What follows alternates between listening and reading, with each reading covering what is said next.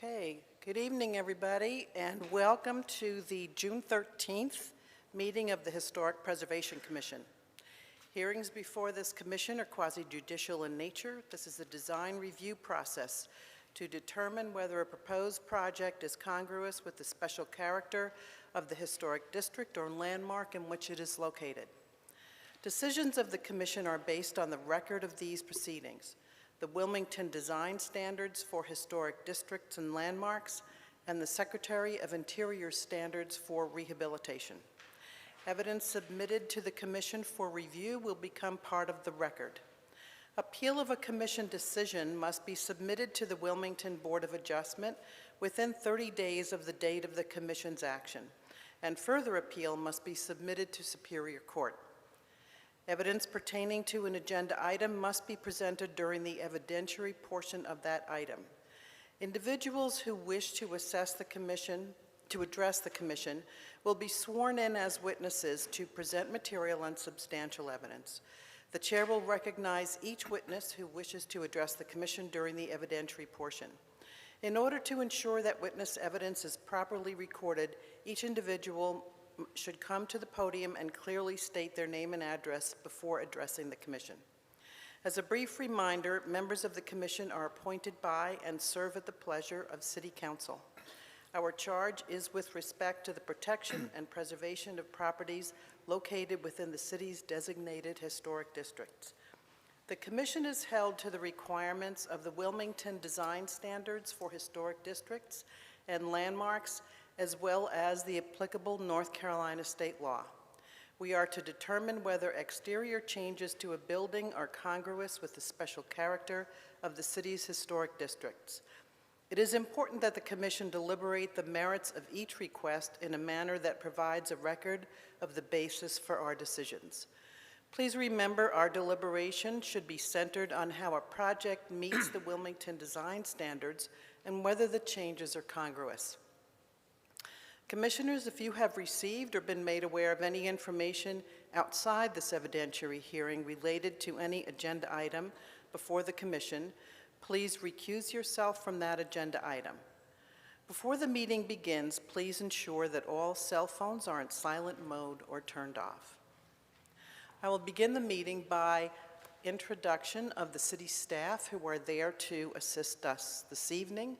We have Brian Chambers, who is an Assistant Planning Director, Whitley Stavish, who is an Assistant City Attorney, Jessica Baldwin, Historic Preservation Planner, Megan Basic, Associate Planner, and Amy Bradshaw, Planning Coordinator.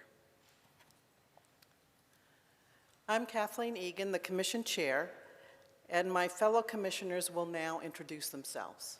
Ross Tomaselli. Stephen Sulkey. Ashley Wilson. Christopher Yermal. Allison Watts. Joan Keston. Thank you. We will now swear in those present who wish to present evidence related to an agenda item.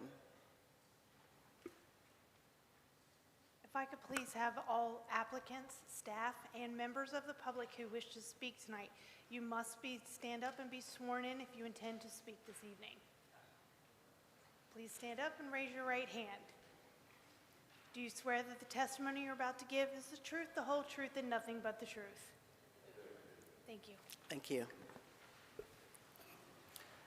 I would just like to remind members of the public that this is a quasi-judicial proceeding, and any testimony you provide needs to be relevant to the application that's being sought.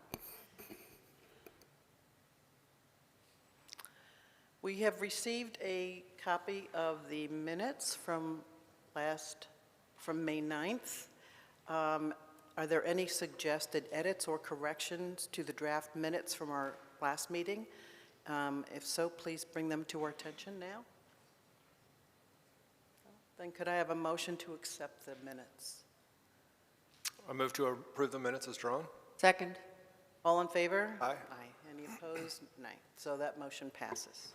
All right, we have a very long agenda tonight, so we are going to try and move as quickly as we can. We will move to the evidentiary part of the meeting, and we will begin with the first agenda item, which is old business. The first one is 410 Orange Street.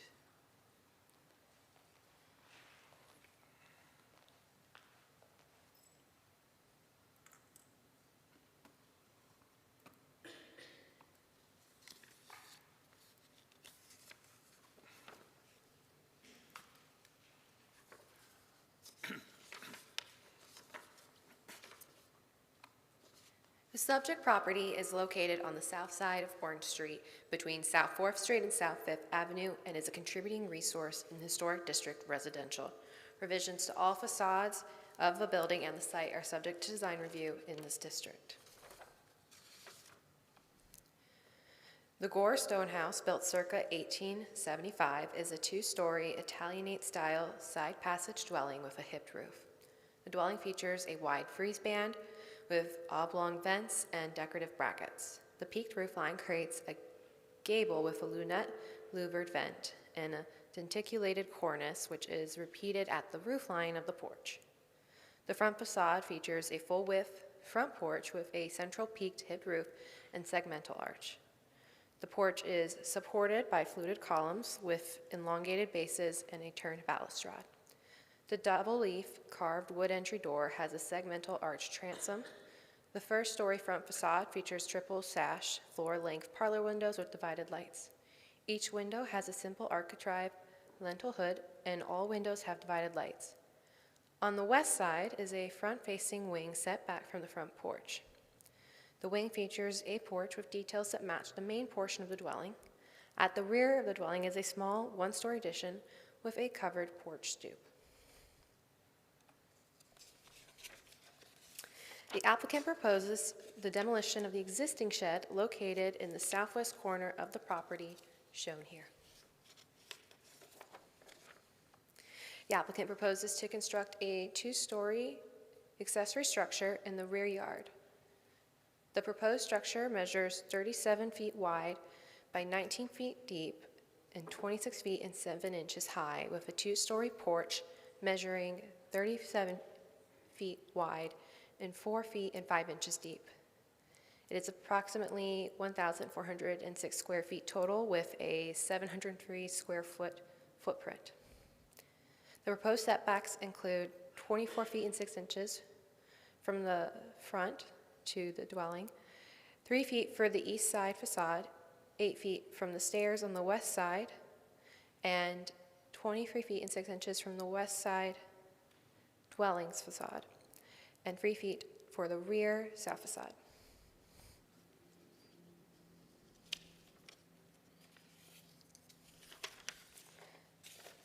The proposed accessory structure will have the following overall.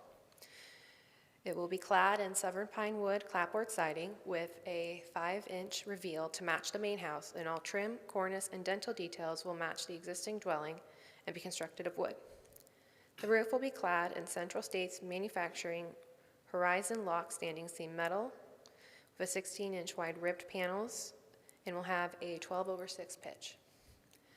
All proposed windows will be Tucker Windows Traditional Series 2100 2/2 SDL sash double hung wood windows measuring 33 inches wide by 72 inches high with a PVC brick molding, composite sill and sill nosing, and insulated glass.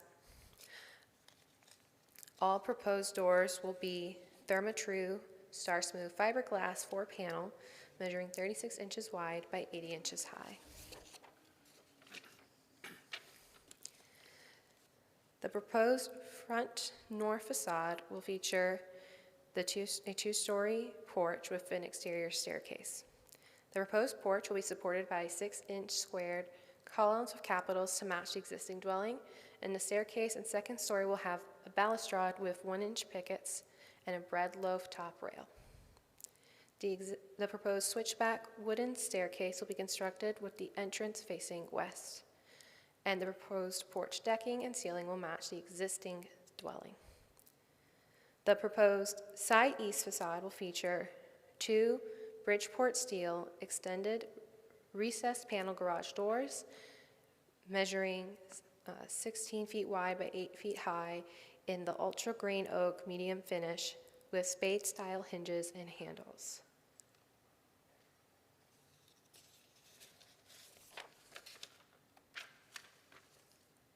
The applicant proposes to install a parking pad along the east facade of the proposed accessory structure.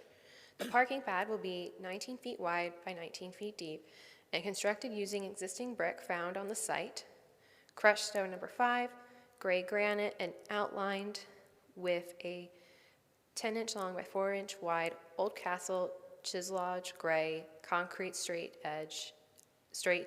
edging stone.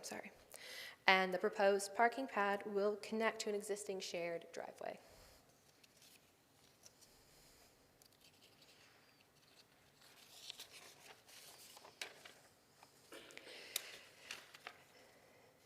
Staff notes that the accessory structures are common in the historic district and vary in size and style. Staff also notes that this proposed accessory structure will not be visible from Orange Street, but may be visible from the parking area to the south owned by St. Mary's Catholic Basilica. Staff did request a condition to simplify the decorative elements, including the corbels and brackets, to reflect the recent design standards and acknowledging new construction versus historic construction. Staff would like to enter this presentation report in tonight's proceedings at this time. Thank you. Any questions for staff? Yes, Megan, you noted it was a ribbed roofing panel. Is that, like, if you back up one more image, I'm just curious if you know if it's, if the panels between the seams are flat, or do they have texture to them? If you back up one more, So if I'm having a little trouble hearing today. So I'm understanding you're asking about if the roof is ribbed, or like the panels are ribbed, or if I'm counting the Right, so ribbing as the seams between. If you look at that photograph right there on the left, that gray, you have the seams, or the mend kind of between the roof panels, but in between those, is that flat or is it striated? So ribbing's being used in places striated in this case. It is striated? Yeah. Okay.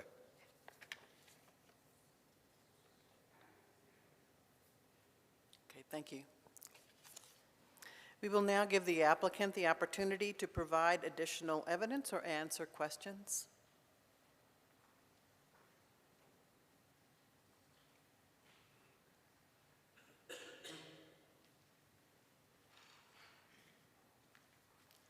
Hi, name is Bruce Urban, owner of 410 Orange.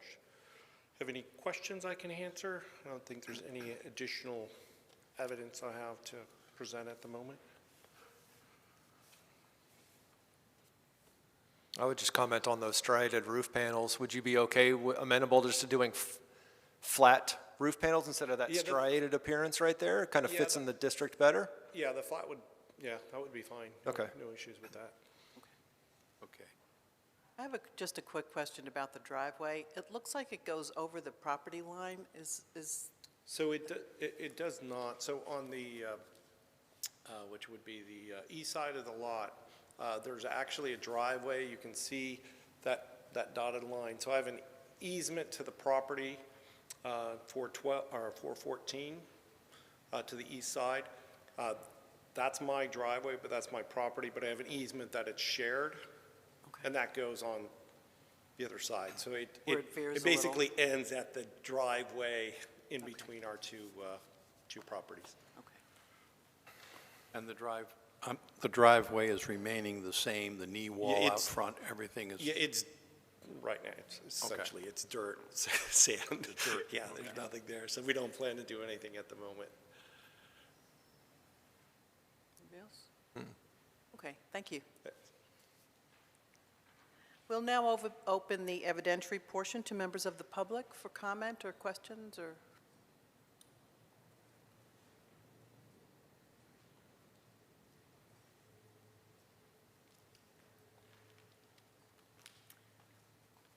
Hello, my name is Sharon Deneen. Excuse me, I'm here representing Gold Walker, who is the neighbor of the house, 410 Orange Street. If you go back to one of the pictures, you can see there's a building right next to where they're going to build it, The shed? you right mean? there. Yes, That right. is that is a carriage house she rents out already that's just beside that shed building. And she feels like it's going to be too close to her property. Her carriage house goes right up to her property line? Very much so. And there's, in the readings written by the architecture, it said something about the fence was going to have to be moved. And then when I went in the city ordinance, it said that the fence won't be moved, so I didn't know if that was an issue or not. Well, as long as the new structure fits within the setbacks, I don't think there's much purview there. What's that? As long as the new structure fits within their setbacks, I don't think there's much purview there. Well, but another thing, are we trying to fill up every space of downtown Wilmington, North Carolina? Maybe. Could be. It just seems like we're building everywhere. I thought Wilmington's supposed to explode, not implode, but that's just my feeling. Thanks. Thank you. All right, we will close the evidentiary portion and move to commissioner deliberation. Thoughts? Anyone? I think you're. I have a question. Oh, I'm sorry. I think the roof is important. Ms. Wilson? I think the roof is important. Joan? I know there's no setbacks necessarily from property line, but there's a fire code issue of how much distance between an adjacent structure. And I guess my question is how close it is to the carriage house of the neighbor that this construction will be. Are there windows on that side? That side that, No. there aren't, so they're going to be doing 5/8 type X gypsum on that side and fire rating that whole wall? So it doesn't matter. And it's one of the conditions, they have to build it to building code regardless, so I mean, and there are no windows there, so they designed around that fact. But yeah, I agree with Ashley that as long as those roof panels were flat, it seems like a beautiful project. Yeah, I agree. All right, then, can I have a motion? I move to approve with conditions the construction of accessory structure. Details are shown on the drawings, plans, photographs, submittals, and narrative statement contained in the application as supplemental materials, and statements made at this meeting are part of this request unless otherwise noted. This motion is based on the evidence presented before us, application submittals, testimony, staff report, including findings of fact, and there are no additional findings. Following conditions shall be applied to ensure compliance with design standards, which would be to have, those set forth in staff report 1 through 7, as well as flat panel instead of a striated or ribbed panel on the metal roof. The proposed request with conditions does comply with Wilmington design standards for historic districts and landmarks and is compatible with materials, features, design, context, and character of the historic building and the historic district in which it is located. It is congruous with the site, streetscape, and historic aspects of the HD residential.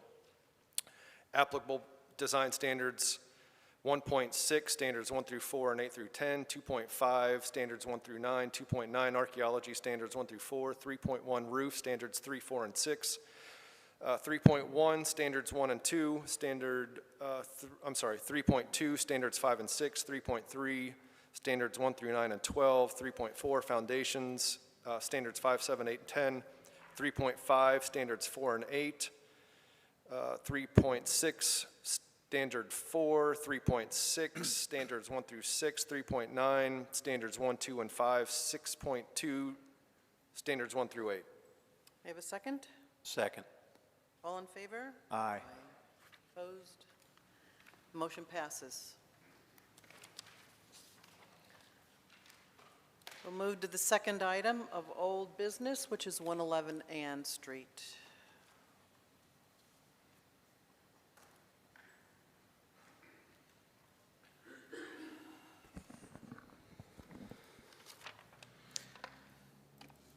The subject property is located on the north side of Ann Street between South Front and South Second Streets and is a non-contributing resource in the Historic District Residential.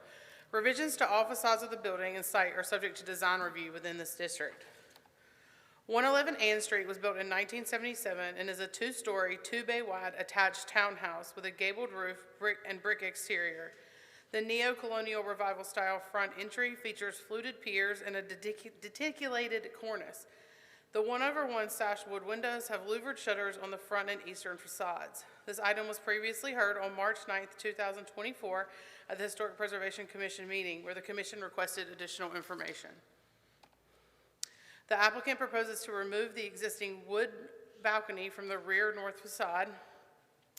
The applicant proposes to construct an addition with a roof deck on the rear north facade. The proposed addition will be 9 feet by 19 feet, and the proposed addition will be constructed on 6-inch by 6-inch posts with 3-foot by 3-foot concrete footings with an exposed 2-inch by 8-inch wood joist and LVL beams running perpendicular to the building. The proposed addition will be clad in hardy board and have 4 Reliabil 150 series single-hung 1/1 vinyl sash windows on the north facade and 2 Reliabil 150 series single-hung 1/1 sash vinyl sash windows on the east facade. The existing westernmost second-story window opening will be enlarged. The existing opening will be enlarged to accommodate a door. The proposed door will be a Reliabil steel full-light right-hand in-swing door, 32 inches by 80 inches high.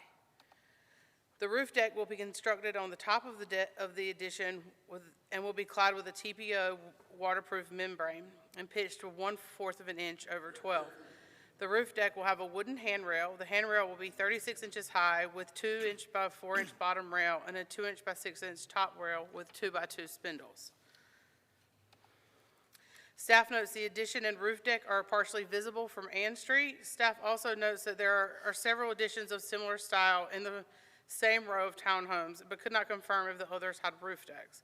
Staff notes that the condition has been added to the roof deck not exceed the height of the existing building. Staff notes that the proposed structure has minimum visibility from the public right-of-way, and as previously shown, several townhouses on the block feature similar conditions. Staff would like to enter tonight's presentation and report into proceedings. Thank you. Any questions for staff? No? Okay, thanks. We will now give the applicant the opportunity to provide additional evidence or answer questions.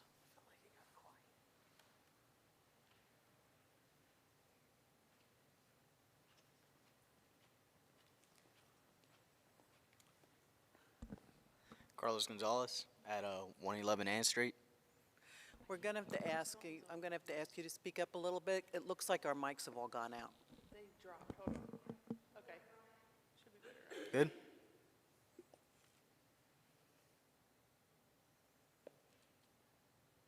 I don't know, dude.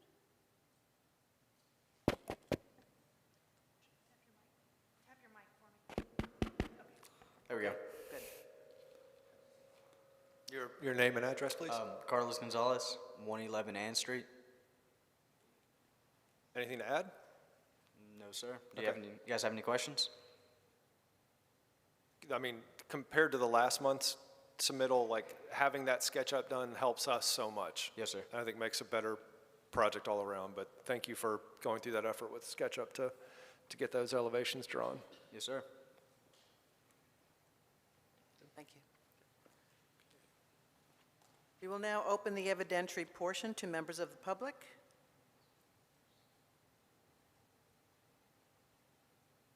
Okay, we will close the evidentiary portion and move to commissioner deliberation.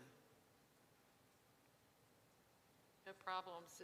We just didn't know what was going on last time. So hard to tell, but this is great. Yeah, I will make a motion. I move to approve the construction of a rear sunroom, room and roof deck.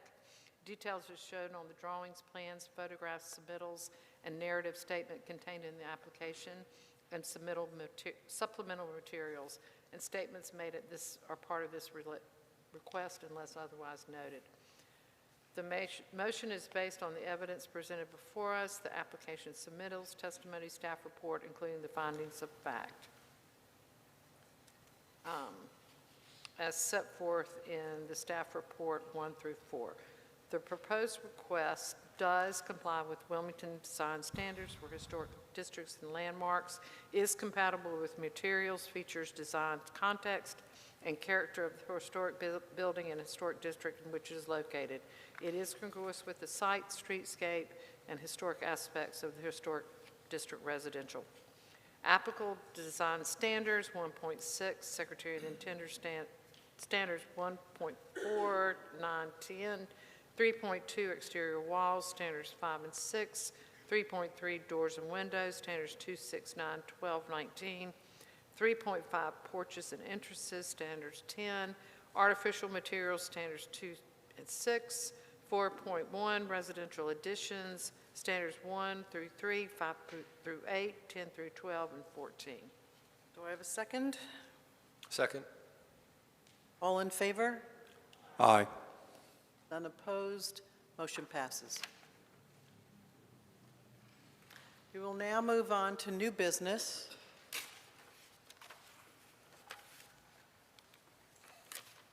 First item of business is 402 South 3rd.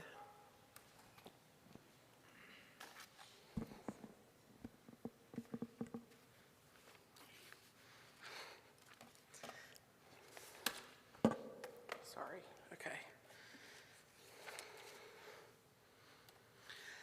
The subject property is located on the southwest corner of Nunn and South 3rd Streets and is a contributing resource to the Historic District Residential. Revisions to all facades in the site are subject to design review within this district. The McCoy House, built 1887 for William McCoy and his wife Catherine Bacon, is a modification of a published design from Carpentry and Building 1886. The design was modified by James F. Post and constructed by Alfred Howe, a prominent black contractor in Wilmington. Howe and Post were both extremely active in the construction of Victorian-era Wilmington. Post is attributed to several renowned Wilmington buildings, including the Bellamy Mansion and the New Hanover County Courthouse. Howe served as an alderman in 1869 and oversaw the construction of many capital projects and several dwellings, including 408 Market Street. This elegant Queen Anne-style dwelling has an irregular plan with localized symmetry and features a wraparound one-story front porch along the front eastern side and side southern facades. The porch is supported by turned columns and ogee arched opaque ramas between each post. The projecting bays, dormers, gable ends are embellished with the traditional Queen Anne elements, including decorative brackets, sunbursts, dovecotes, and angled siding. Two large interior chimneys project from the asymmetrical roofline, and a small second-story balcony can be seen along the front facade. The applicant seeks approval for the after-the-fact enclosure of the rear porch. The after-the-fact enclosure of the rear porch is currently with plywood and wood siding. The porch is partially infilled and will be continued to be infilled with southern yellow pine, 1 inch by 6 inch, though the reveal was not provided. The applicant also seeks approval for the installation of 3 windows in the infill, 2 windows on the rear west facade and 1 on the north facade. The applicant seeks approval for the after-the-fact installation of a rear door and transom. The new door with transom was installed sometime between 2018 and 2023 without a certificate of appropriateness, and no information has been provided on the door or transom during the submittal. The applicant also seeks after-the-fact approval for the removal of a rear facade window and installation of a new window. The square fixed window located on the first story of the rear facade has been removed, and a new 32-inch wide by 54-inch high window has been installed at the center of the facade's extension. The applicant proposes to install a new fence. The proposed new fence will match the existing fence in style and color. One portion of the proposed new fence will be installed at the western edge of the wraparound front porch and extend southerly 25 feet, 1 inch to the property line on the southern side. The second portion of the fence, of the new proposed fence, will extend from the existing fence on the northern property line along Nunn Street to the northwest corner of the property, approximately 19 feet 5 inches from the rear west property line, though exact dimensions were not provided. The applicant proposes to move the existing driveway. The modified driveway will be located 3 feet from the rear west property line and be 12 feet wide. Driveway materials were not submitted. The applicant proposes to construct a partially enclosed deck. The proposed covered deck will extend from the first story rear facade of the dwelling and will be the entire width of the rear facade. The proposed covered deck will have a screened-in portion on the southwestern side of the deck and is outlined here by the black dashed line. This will measure 12 feet by 16 feet. The portion of the deck will be screened with 1 inch by 2 inch box lattice work. The proposed covered deck will be open on the northwestern corner and measure 8 feet by 10 feet. The proposed covered deck will have 2 stairs, one on the southern end and one on the northern end. Decking materials were not provided. The proposed roof of the deck will have a gable end filled with 1 inch by 6 inch pine siding. The height of the roof was not provided, and the roofing cladding materials were not provided. The foundation height was not provided, but drawings note materials to be painted brick to match the existing dwelling as shown in the photo, and dimensions and materials for the balustrade and posts for the new deck were not provided. Staff notes the entirety of this project will be visible from the public right-of-way of both South Third and Nunn Streets. Staff notes that the 1-story of the rear porch was partially infilled prior to 1985, and the upper floor was open but covered with lattice work prior to 1985. Staff discovered the transom and door replacement upon a site visit, and staff would also note the owner has received 3 after-the-fact approvals since 2016. We'd like to enter tonight's report and presentation into proceedings. Thank you.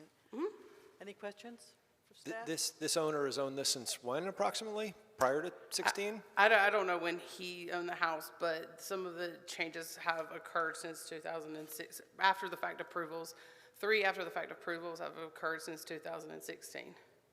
And to my recollection, it is the same owner, but their applicant is here. Okay. The windows that are added, do we know the material? I don't see it in the report. I believe they're wood, but I don't have that documentation either. Okay.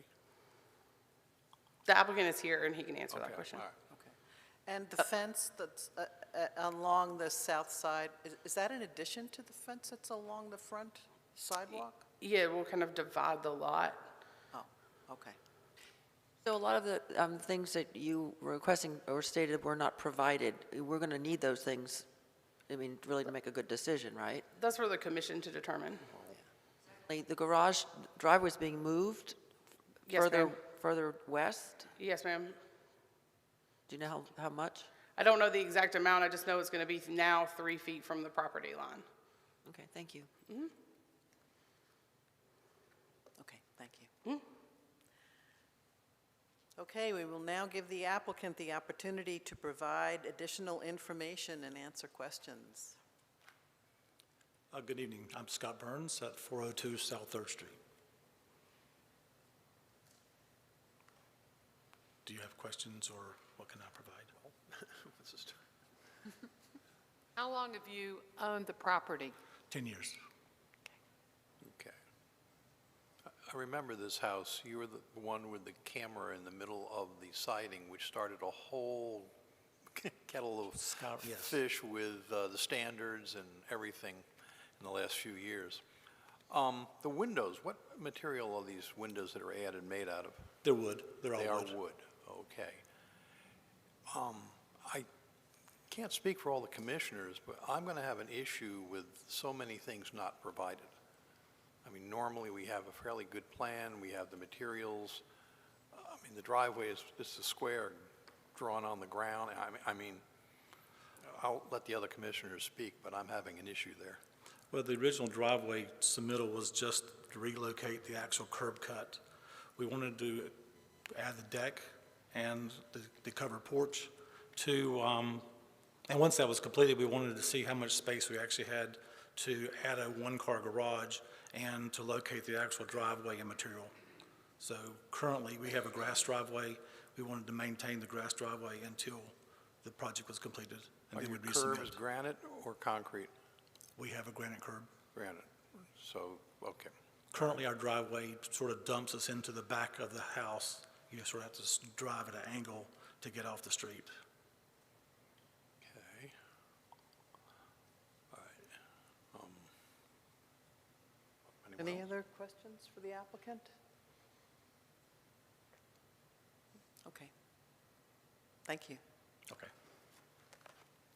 We'll now open the evidentiary portion to members of the public.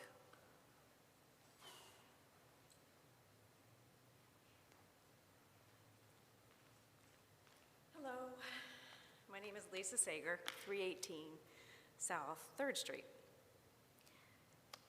I approve from the beginning, and just please reconsider anything. Let Mr. Burns continue with the project that he's doing. Okay? Thank you. Thank you.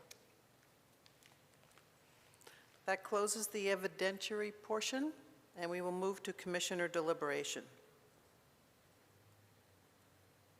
I kind of agree with Steve that we need to know the materials. That's what we usually require, having a lot more information than what we've been provided.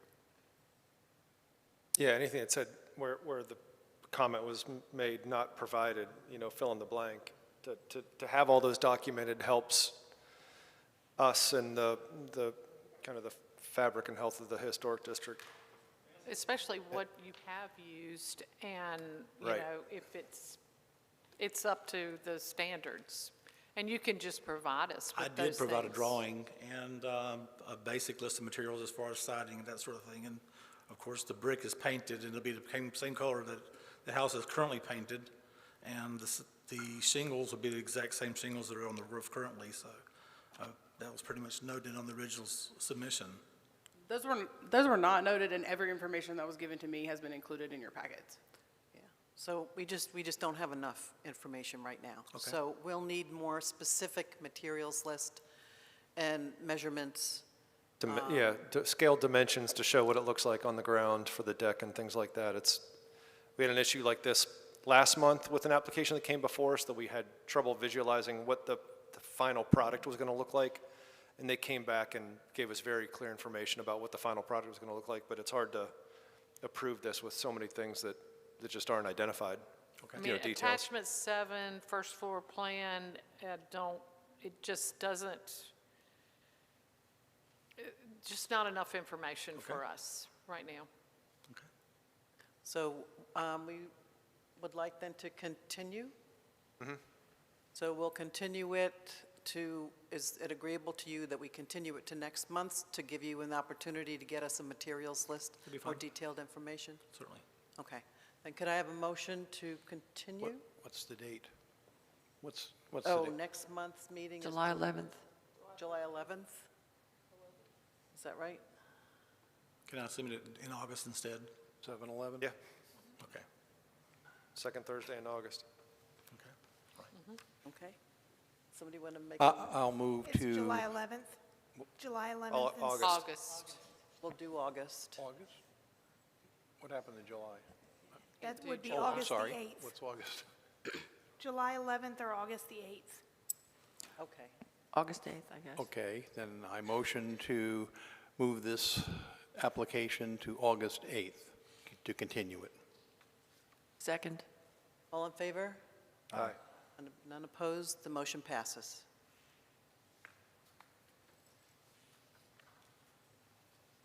We'll move to the next agenda item, 401 South Front Street.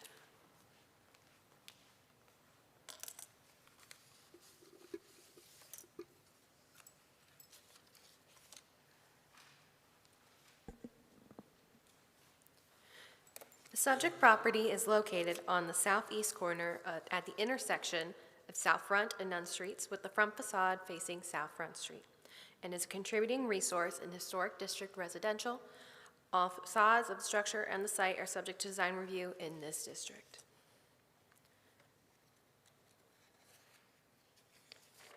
The Parker Saunders House, built circa 1844 with significant alterations in 1871, is a two-story, raised basement, 3-bay wide, asymmetrical Italianate-style dwelling.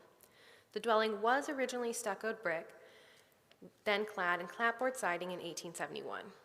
Topped with a standing seam metal hipped roof, the roofline showcases deep eaves that feature dental moldings and ornately carved brackets.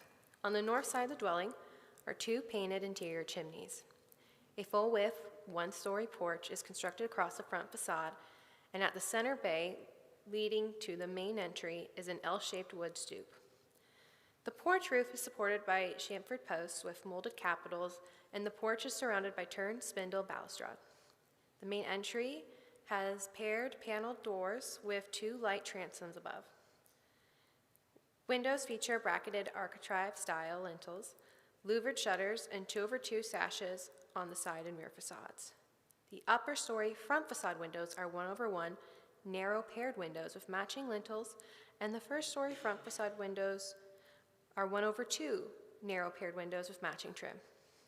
At the rear is a 1989 one-story addition with simplified versions of the main dwelling's features. The property is a corner lot that is enclosed by wood fencing and pierced brick walls with metal gates. A fun fact about the house, it is said that Woodrow Wilson's parents boarded here during a visit. The applicant proposes to remove the existing brick walls from along the front west yard and the southeast corner of the side south yard. Both are highlighted in yellow. The existing brick path along the South Front Street portion of the side yard will also be removed. A new driveway post will be constructed to the north side of the driveway to match the existing posts currently on the south side. The applicant proposes to remove the existing wood siding wall and door from the front west facade of the accessory structure. The front west facade will be left open.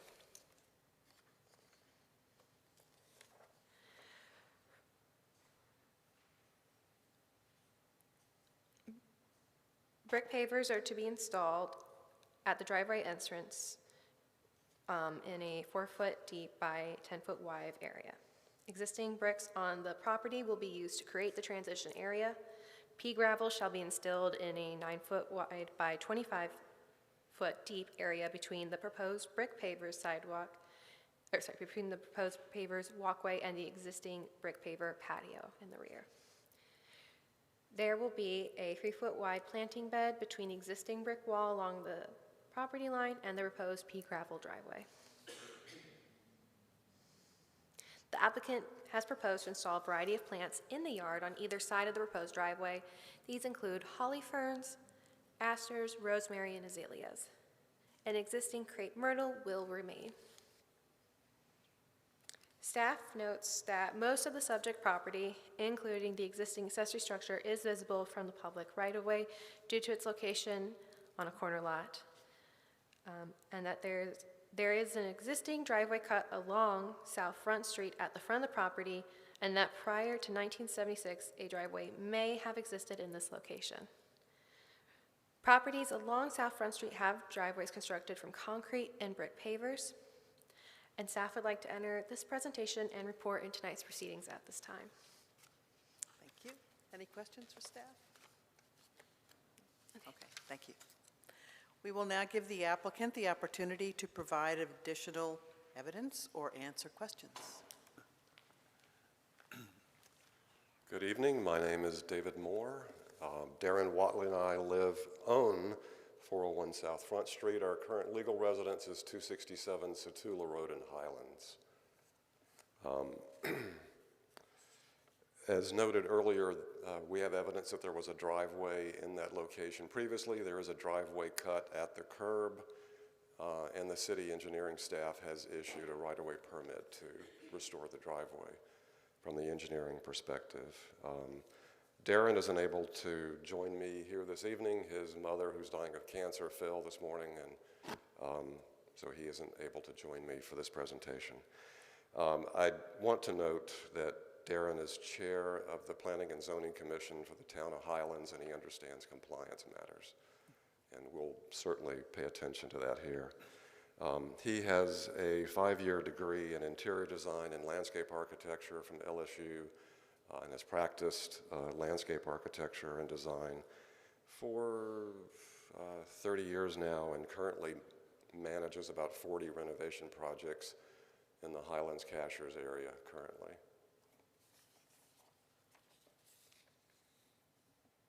Any questions for the applicant?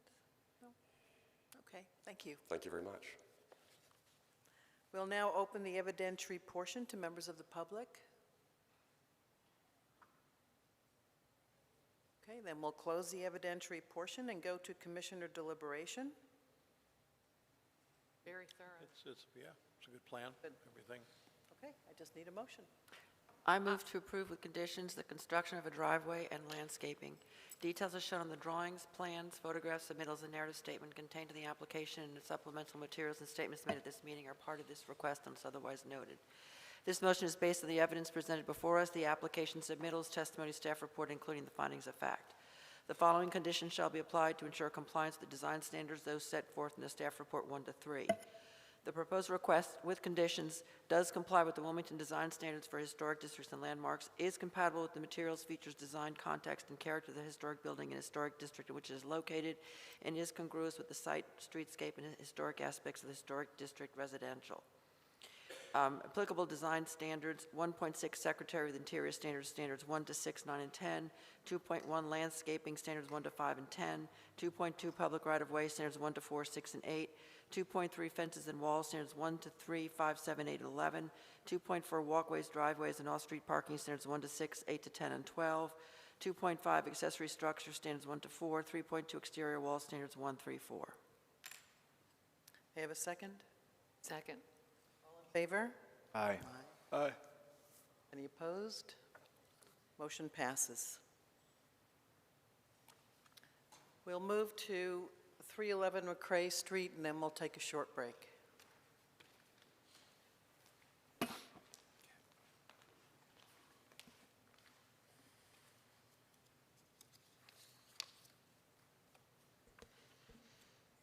The subject lot is located on the east side of McCray Street between Grace and Walnut Streets and is a non-contributing resource in the Historic District Residential.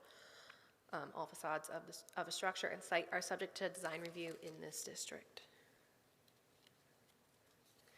The applicant proposes to construct a new 19-foot wide by 52 feet and 8 inches long two-story dwelling.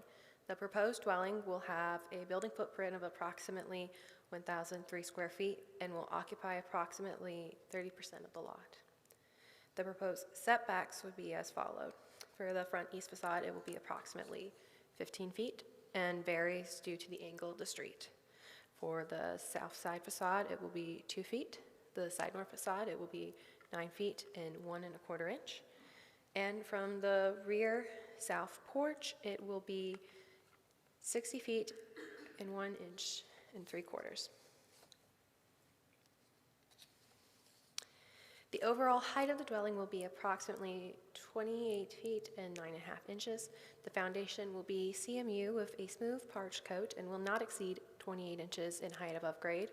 And the proposed dwelling will be clad in smooth hardy boards plank 7 1/4 inch wide siding with a 6-inch reveal, and all trim, fascias, and soffits will be hardy board.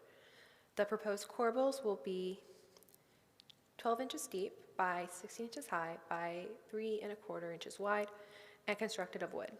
The majority of the windows will be gelled win, V2500 vinyl, single hung, 1/1 sash, double pane glazed with a half screen, measuring 2 feet and 8 inches wide by 5 feet high. The exceptions will include the north side facade's first story easternmost window, which shall be 2 feet and 8 inches by 3 feet and 6 inches. The proposed roof will have a 12/6 slope and will be clad in CertainTeed landmark architectural asphalt shingles in the color Moor Black. Front and rear steps will be constructed from General Shale ballpark brick. The proposed front facade features a 1-story hipped roof porch supported by 3 6x6 chamfered edge posts, simple square balustrade, and a 5-foot wide brick steps. The porch deck will be concrete with a brick row-lock, and the ceiling will be clad in hardy lap beaded siding. The porch roof will be clad in shingles to match the dwelling and will have corbels similar to that on the dwelling as well. The proposed front door will be a Therma-Tru shaker, 2-panel split quarter-light door, and the proposed southernmost window will be 2 feet by 2 feet. The proposed first and second story of the south side facade will have 3 faux window openings infilled with pressure-treated wood louvered shutters measuring 24 inches wide by 54 inches high. Due to the smaller setback, building code will not allow for windows on this facade. The proposed rear west facade will have a one-story rear porch with 2 sets of Therma-Tru double-leaf full-light doors. The porch deck will be concrete with a brick row-lock border and 4-inch wide brick stairs. The porch roof will be clad with shingles to match the dwelling, and the front porch and the ceiling will match, to match the dwelling front porch, and the ceiling will match the front porch as well. The roof will be supported by 3 6x6 columns that match the front porch, and the proposed second-story windows will measure 2 feet and 4 inches by 3 feet and 6 inches. The applicant proposes to install a 6-foot-tall stockade-style wood fence in locations highlighted here in yellow. The new fence on the northern side will have a 3-foot-wide gate. The applicant also proposes to remove a mulberry tree from along the front east property line and install a new concrete runner driveway. The concrete runner driveway will be approximately 50 feet long and infilled with bluestone gravel. A concrete path is proposed to connect the driveway and brick porch stairs in the front yard. Staff notes that the dwelling originally on this property was demolished in 1984, and that the dwellings along the 300 block of McRae Street vary in height and style from 1 to 2 stories. The dwellings along the west side of McRae Street are sited on the properties to be parallel to North 7th Street, which is to the rear, along with the exception of 309 McRae Street, directly beside the proposed site. That dwelling is sited to run parallel with McRae Street. The proposed dwelling siting is congruent with the block as a whole. And the HDR is made up of individual blocks of some of the finest of Wilmington's high style and vernacular architecture. And staff would like to enter this presentation report in tonight's proceedings at this time. Thank you. That was a lot of information. Any questions? Okay, thank you. Okay. We'll now give the applicant an opportunity to provide additional information or answer questions.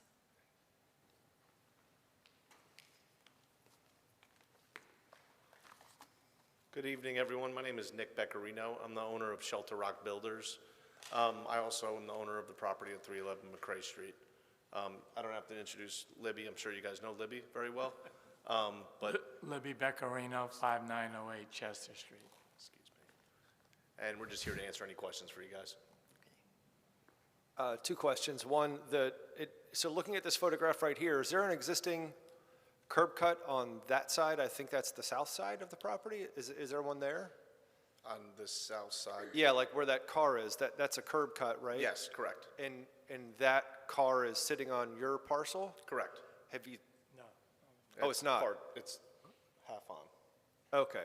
So you couldn't shift it and re-employ that? No, we're very tight there on the side. And then we've had members of the community and other folks that are employed professionally as historic preservationists that have commented in front of this commission before about the proliferation of 1/1, and I see that the house that was there was 2/2. Would you be amenable to considering a 2/2 SDL on this property, on this house, to maintain that kind of proportionality of divided lights in the district? Just on the front. Yeah, how about just on the front elevation? I'm not stating it necessarily as a requirement, but I think that's probably a little more unusual to see it just on the front as opposed to all the sides. But if it was going to be a simple thing, I mean, I don't know if I'll approve it. I'd love to see divided light. It's just been brought up. It's been brought up a handful of times, just proliferation of these 1/1s throughout new construction. So to get some of those back would be nice, but not a, I'm sure it's not a big deal for other commissioners. I'm not sure. So you'll have to do a new curb cut? Yes. Can't be the other side. And so the fence on the side, is it 4 feet? On which side, ma'am? Where it is, seen from the street, on the street side. Are you Is that talking 4 about feet or 6 feet? Are you talking about the existing fence that's there on the neighbors? No, I'm talking about the one that you're going to put in. You're going to put in a 6-foot fence. It's a Correct. little confusing as to where you're going to put that. Oh, okay. On the drawing up there, I can't read that either. So is it just, on the one side, it looks like it's way in the, at the back of the house? And then- Correct. And the other side, it looks as though it's in front of the air conditioning unit? Is that, those are the two? Yeah, sets? yeah, excuse me. That's going to be a 4-foot fence where the gate is, and then it's going to step up to a 6-foot privacy fence. Okay, in the back. So it's not going to be 6 foot on, okay. Yes. Okay. Okay.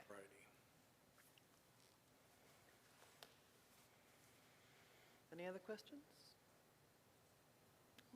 Okay, thank you. Thank you. We will now open the evidentiary portion to members of the public.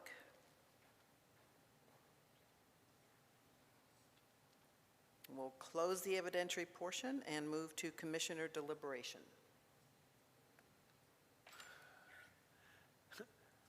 I personally would only like to see that there was a house there. You know, it seems like when there's a property there and it gets demolished for whatever reason, it doesn't really matter, but just to try to keep that condition on the property of divided lights. I just think it makes for a nicer aesthetic, that's all. I think it does too, and when you look at the properties on the streets, that street, they have divided lights, and they have also the beautiful diamond, design, and just to put in a plain window I don't think is congruous with the street, per se. I think something else that other people have brought up, kind of what Christopher was saying, we've approved this exact plan almost. And since there was a house there, I think it would have been a cool opportunity to do something kind of, maybe even just a gable end, since that had the gable facing the street. I think it would have been interesting to kind of be a little bit more inspired by the street and the house that was there. This proposal kind of checks all the boxes, and maybe with a couple of conditions we can approve it, but just like going forward, if we see you guys again, or for anybody else applying, I would love to see something a little bit more kind of creative. The corbels do help, but I hear what you're saying, Ally. Taking like a general test of how people feel about this, I don't know if it's going to, let's just say for argument's sake that 2 people were to vote against. I don't know if that's a stickler for you that you would vote against it if it didn't have some kind of a feature on the gable on the front end, like a little dormer or something like that. But I would just personally like to see a 2/2. I mean, at some point, you've got to take what was there and try to honor that and see it replicated in the next thing that's planted there. But maybe this motion could take 2 people dissenting, and that's, they could do what they want to do. I don't know how other people feel about these items, but overall, it's a great design. Nice to have infill. I guess my question would become, how we've treated these things in the past? If we're going to start requiring, the congruity in the block, yes, we've always tried to do that. That's given. But if we're going to start looking back at what a house was before, and then we're dealing with new construction, I'm not sure if we've ever required or even discussed that before. And I'm not saying I wouldn't like to see that. Just if we're going to have a different kind of policy, I think it's a change. Well, these things on the windows have just been noted within the last several months. And so, to that point, that it's been noted the last several months, I feel that, I understand that, because when you see a 1/1 window, it's so basic. And the city isn't filled, the historic district isn't filled without 1/1 window. So at some point, you can't, I don't know if you want to be arbitrary with it, but if there was something there that had a 2/2 window, you just try to match what was there to kind of keep that proportionality of divided light. As far as Ally's point about the gable end is another level of that, but I'm particularly just looking for a 2/2 window. Jessica, can you pull up one of those last pictures that had the other houses in the neighborhood? Excuse me, can I say a couple of words? Sure. About the window design? Well, first of all, on that front elevation, we have protruding window sills made out of 4x4. You don't see that anymore. And we go through, painstaking measures to do things like that. All the exterior trim has the crown with ledger on it, and it's 5/4/1. So we are considering the window detail. And of course, we got corbels around the house. I mean, we try to make it look as historic as possible. But, one of the things is, in the guidelines, it says that new construction is allowed to go 1x1, 1/1 windows. So you can't expect an applicant to come up here and kind of get a little blindsided by that when it's been approved and approved and approved and it's not in the guidelines. So, I mean, that was our stand. I mean, I've been doing this standing in front of this committee for over 20 years, and I'm a believer in the guidelines, and I'm true to them. And if we knew that would be a part of our condition going in, we would have certainly paid attention to that.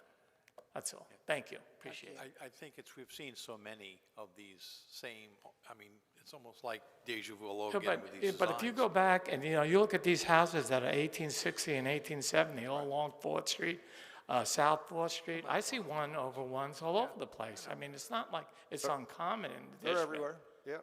So. Not disagreeing. Thank you. Appreciate it. It looks like the house next door is a 1/1. It's hard Yeah, to I was see. going to say, when you look at these other neighbors, there's a lot of 1/1, so I don't have any problem with I know, I'm just hoping in the future, it's just, like I said, it's just so much, seems like the same house again and again on different blocks. So, yeah, if anything can be done to give something to a house, a little different flavor would be nice. But again, the house next door is 1/1, and I can't see making, plus, again, the house that was there was a 1-story, and this is a 2. So what do we tell him? He has to build a 1-story? I mean, Of course, right. So. Okay, And I'm a student of the guidelines, and I'm trying to find the standard that talks about anything having to do with divided light versus 1/1 windows. I don't see it, but I'm curious. I'd like to. I think we need a motion. I'll do it. Okay. I move to approve, with conditions, the construction of a new residential infill. Details are shown in the drawings, plans, photographs, submittals, and narrative statements contained in the application and submittal materials, and statements made at this meeting are part of this request unless otherwise noted. This motion is based upon the evidence presented before us, the application submittals, testimony, staff reports, and including findings of fact. The following conditions shall apply to ensure compliance with the design standards, those set forth in staff report 1-14. The proposed request with conditions does comply with the Wilmington design standards for historic districts and landmark, is compatible with the materials, features, design, context, and character of historic buildings and historic district in which it is located, and is congruous with the site, streetscape, and historic aspects of the historic district residential. Applicable design standards 1.6, standards 1 to 10, 2.1, standards 1 to 10, 2.2, standards 1 to 8, 2.3, standards 1 and 11, 2.4, standards 1 to 13, 2.9, standards 1 to 4, 3.1, standards 1 to 7, 3.1, standards 1 to 5, 3.1, standards 1 to 6, 3.2, standards 1 to 6, 3.3, standards 1 to 9, and 11 to 14, 3.4, standards 1 through 16, 3.5, standards 1 to 10, 3.6, standards 1 to 5, 3.6, standards 1 to 7, 3.6, standards 1 to 5, 3.6, standards 1 to 6, 4.2, standards 1 to 7, 4.2, standards 1 to 4. Second. All in favor? Aye. Any opposed? No.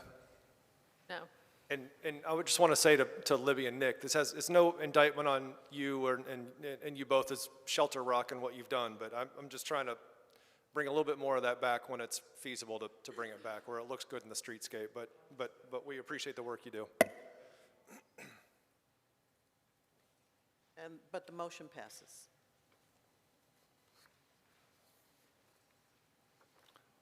Okay.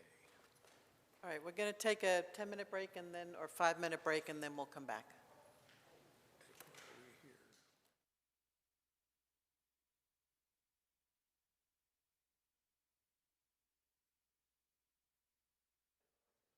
Okay, we're back. We will now move to the next item on the agenda. That's 416 North Fifth.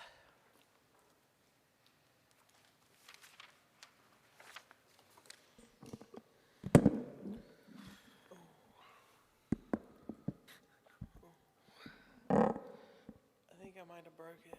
I'm just gonna hold it. My bad. The subject property, 416 North Fifth Avenue. The subject property is located on the east side of North Fifth Avenue between Red Cross and Walnut Streets as a contributing resource to the historic district. Revisions to all facades of the building and site are subject to design review within this district. Built circa 1904, the Thaddeus Dixon House is a two-story side passage dwelling with a cross gable roof over the main body and hip roofs over the rear addition and front porch. The pedimented gable features a circular attic vent, and windows are 2/2 sash windows, and there's an enclosed stair on the north elevation. The applicant proposes to construct a new 16-foot by 29-foot wide long driveway. The proposed driveway will be set back 1 foot from the side north property line and will be installed flush to the brick stairs on the northernmost front entry. The proposed driveway will require the existing curb cut along North Fifth Avenue be enlarged to 16 feet from 18 feet 6 inches. Staff was unable to find photographic evidence of an existing driveway, and as previously shown on the prior drawing, there's an access easement along the southern edge of the dwelling into the newly divided sublot in the rear. We'd like to enter in the presentation and report into proceedings. Okay, thank you. Any questions for staff? Yes. Isn't this the house that they ripped all the siding off and the windows, et cetera? I'm scared. Yes, ma'am, they did, and then we have worked with them to come into compliance with that. They are putting wood siding on, and they have taken the windows back to their original framing size. Wood windows? Yes, ma'am.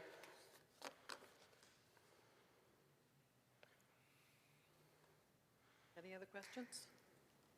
I don't know if you know this, or maybe this is a question for them, but that access easement, is that also going to be a driveway eventually, or?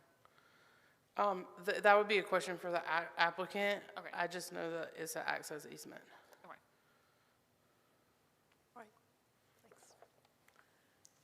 We will now give the applicant the opportunity to provide additional information, answer questions.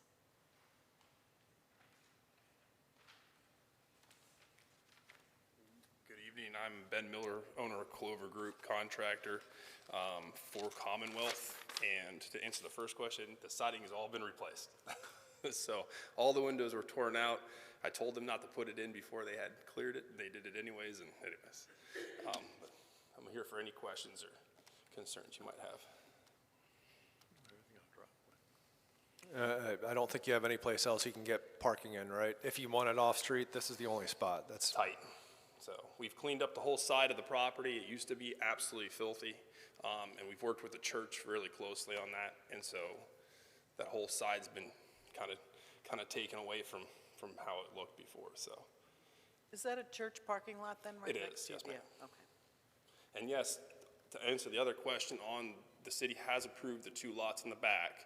So there will be 2 new homes being constructed in the back, and that easement will feed the properties in the back of the property as well.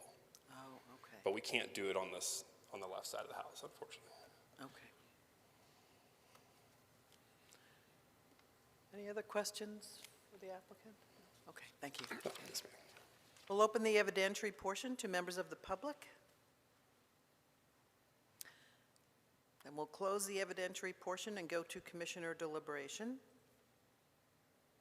More off-street parking, I mean, It's like that's all the room they've got. yeah. as opposed to the item we saw last month that I was in favor of. This one seems a little more, I don't know if egregious is the word, but it's like right up front. It's a parking pad, a concrete parking pad right that occupies space in front of the actual house, which seems to me that this is just gonna, in my opinion, this would be a house that's just not gonna have off-street parking available. Just the design of it, you know, and you look at those design standards too, and it speaks to this pretty clearly. Of not allowing the house to have off-street parking. Right.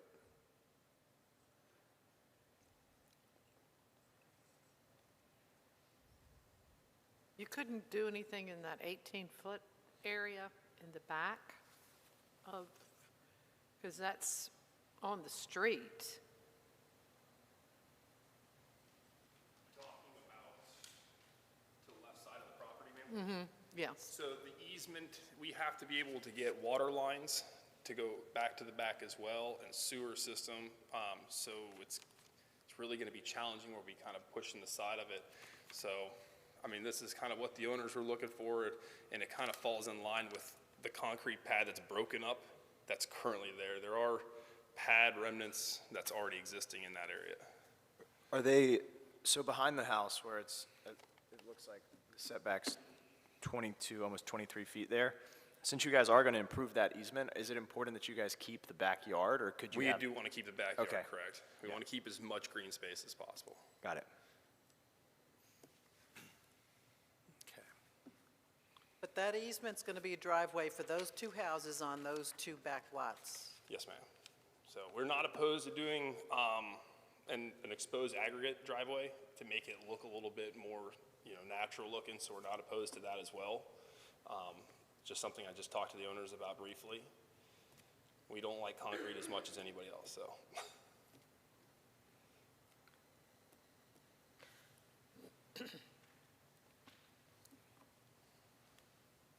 Would anybody feel better about not having a concrete driveway? I would. I mean, it just looks like, It'll still be concrete. It'll just be, we can make it, exposed aggregate. So what we do is we'll do a flush on it, and it'll expose a little rocky terrain to it. So it'll give it a little bit more of a natural stone look to it.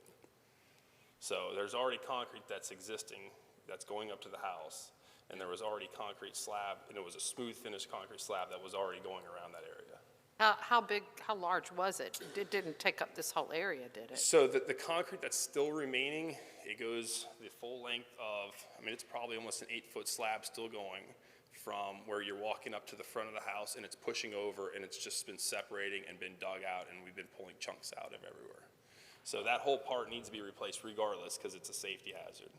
So we either need to, we need to replace the walk up to the driveway or up to the house as well.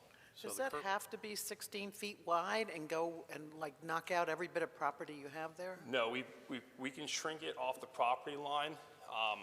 There is an option that I've talked to the owners about separating and creating a small green space between the house or between the driveway and that walkway, which I thought would be, kind of appealing looking.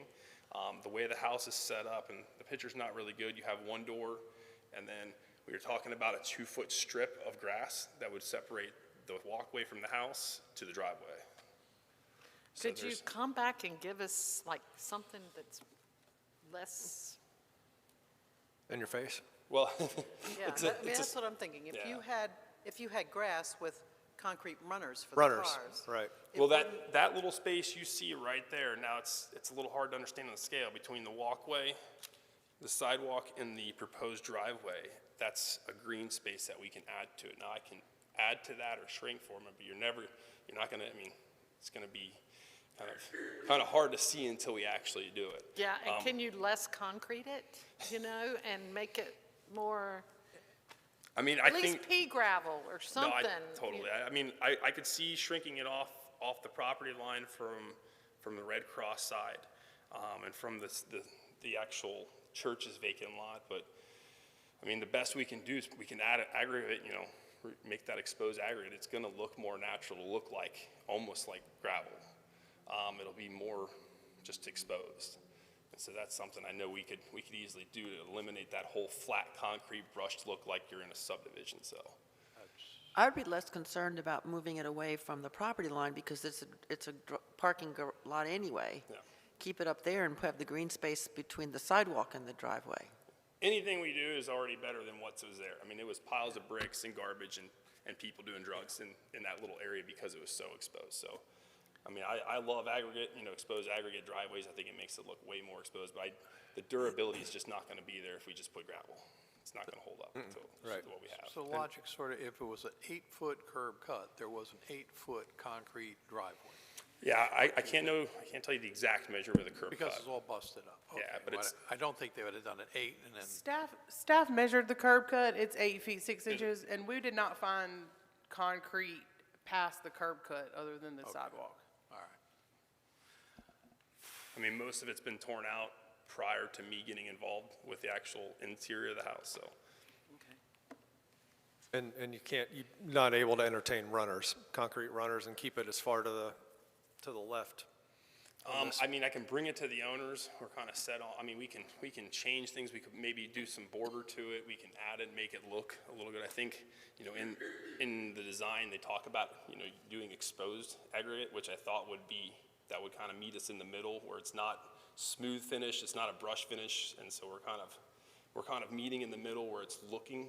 But then you have the mass, like the kind of the massing and the scale. It's just this is a big, I don't know what I can't, 16 feet by 29 feet. It's just massive, like of concrete, whether it's aggregate or not. It's Very commercial looking. the scale of this kind of really overwhelms the actual house and the home itself and the sidewalk and the walkway up to the porch, and it's so out of proportion, it feels. I don't think they're going to be against maybe reducing it. If we can do maybe, resubmit something a little bit smaller and you can do an administrative bypass on it rather than the next thing, is that possible?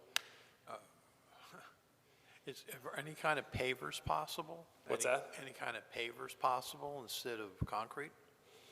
I mean, once again, I'll bring it to the I mean, to I the don't know owners. what the costs are. It's significantly higher. It is, okay. I mean, anything outside of concrete. I'm not against pavers as well, but I mean, once again, we're talking about durability. So I'll bring it to them and give them the price difference between it is. But as I said, Is it an ADA issue with the owner? Like, do they need that much concrete? Like, why can't they have runners there? It's a good question. I mean, with grass or something. I give them ideas. Right. They kind of have to take it with what I get. My idea was I like the grass in between because it creates a separation between the driveway and the sidewalk. I think they went to the biggest, what they possibly could get in there off the setback, so I think that's what they're looking for.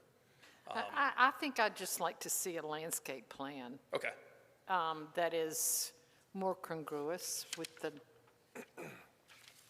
neighborhood and with the, maybe some shrubs and some trees, and it just looks so stark with this huge concrete pad. It's more of an extension of the church parking lot. It's half the width of the house. I mean, right now, we are already faced with a massive parking lot next to us. I mean, so, now we're saying, well, they can have a massive parking lot next to us, but now we can't have the driveway. So now we're being restricted, yet they have a massive, Well, they're ugly. a church, It's a this is church. a little house. It's commercial, I know, but it's still way, way different. I mean, it's- I think it needs some tender love and care of landscaping and that we can sort of envision Absolutely. what it's going to look like. Roger that. I think runners are great in between. Yeah, I think the runners with some green would This house plan is soften the still, look. I'm sorry, the house plan is still for 2 up and down? Correct. There'll be 2 units. It is, okay. Oh.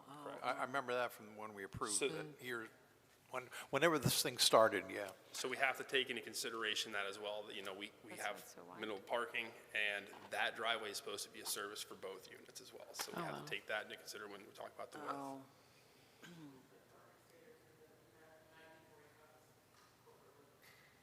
I'm sorry, what'd you say?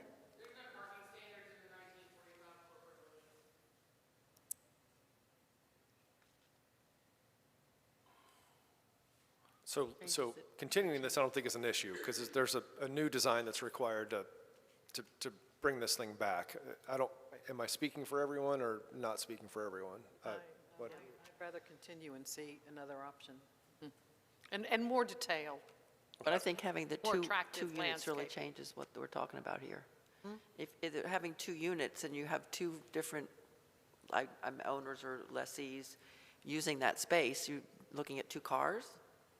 I mean, theoretically correct. Yeah, so that changes really what the functionality of this is. Yeah, you got 2 cars. Like 2 runners. It's like 2, yeah. Now we're talking 4 runners, we're talking about expending, yeah, so I mean, that just, you know, Is I'm that why trying to they're make doing, it, is that why it's so wide so that 2 cars can fit there? I believe that's why the owners chose that, correct? Yeah, that explains it. Do you know how far that bump out is? So it's 16 feet, and then that dimension is not labeled, and then it's 18 So feet? from the house, you're talking Yeah. about from the porch to the house? No, from that little notch. So the yellow square, and then there's that If I skinnier had to rectangle. guess, I would say a little under 2 foot, probably about 1.8. So that dimension that's 32 feet across, across the house, if you went to the property line the other way, do you know? Like, is it 12 feet maybe? From, Oh, that's right. Could you fit a car Beyond it. there? Yeah, beyond the driveway. we could increase, I mean, just kind of spitballing here, we could increase the depth of the driveway and then Right. shrink it. That is, I'm not saying that's not a possibility, but I mean, it's, as I said, this is just what they're proposing. Right. I think we're meeting in the middle with the exposed aggregate and not doing brushed and nonsense finish, but as I said, if we did a border brick, I don't think they'd be opposed to that. I can always pitch the whole, paver idea and so there's nothing against that, but. As someone with a driveway, it's a real pain, especially if you have 2 different groups in there. Yep. Who's parked behind whom if you do, yeah, that becomes a nightmare for the people there. Yes, sir. I can see the side by side. What's your time frame? I mean, I don't think this thing's ready to sell or It is. fixed tomorrow, is it? It's almost ready to be on the market. We expect it to be on the market probably close to the next week. It could be on the market. So we're waiting for inspections. We have everything done from HVAC to electrical to plumbing, so. So it's We're- coming up pretty quickly. Pretty quickly. All the siding's been now replaced, the windows have all been replaced, they've all been repainted, the whole house has been repainted. So we're down to the driveway, which, that could hold up the time frame of getting it pushed out more, so. So, is it possible for us to approve it with the condition that staff will have a look at a better plan and do it on a bypass? So because otherwise we'll have to continue it till July 11th. Plan, yeah. I don't feel very comfortable about this one. In what regard? About doing offering it to staff to consider a No, bypass? no, no. or- I don't feel comfortable about approving this much cement. No. But if And you- whether it's a duplex or a individual, that doesn't, like, you'd have to have a sign out there that says, look, it's cool, we got 2 different, that explains this. That doesn't matter to me, that there's 2 families potentially living here. Someone's gonna have cheaper rent because they won't have off-street parking, but I'd be looking for a landscape plan and runners to try to keep this thing as small and out of the way as possible. So the question is whether we continue it or to allow for another plan or just deny this outright? Well, regardless, I mean, when's the deadline for the July meeting? Is that passed? It has. Yes. But what we've done with other applicants, if they are continued, then we work a time frame with them to give them ample time to submit before the next meeting. I understand. That's right. Okay. I'd rather have that than, a lot of times when we approve things under conditions, it doesn't work. Right. Yeah. I mean, if it helps, I'm hoping we can maybe do a bypass here with submittals of new plans that you guys approve. I mean, we're more than willing to adjust that driveway because that's not going to be the deciding factor in whether we sell the house. I mean, that's the priority, is getting the houses on the market.